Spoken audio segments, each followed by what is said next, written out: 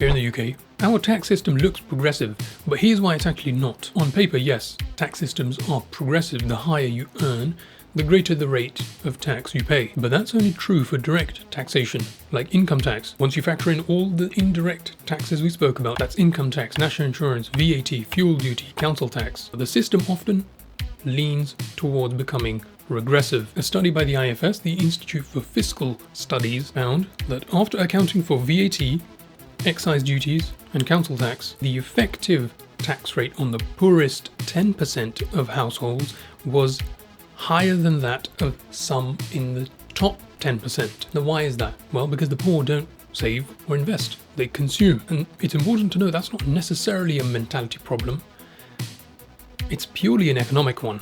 The system quietly leans on consumption taxes, and guess who consumes most of what they earn? Poor people with less disposable income. And governments love taxing consumption because it's predictable, visible, and hard to avoid. The top 1% does contribute roughly 30% of income tax, but when you zoom out, there's VAT, for example, which hits everyone equally, contributing over $150 billion annually, and it disproportionately affects lower income households more because they spend a greater share of their income on consumption. So yes, while rich people may pay more in absolute terms, poor people pay more of what they have. And that's where you'll see a really interesting pattern start to emerge. Poor and middle income households pay a higher percentage of their income towards these indirect taxes because they consume more of what they earn. The rich, they save and invest more, which is taxed far less.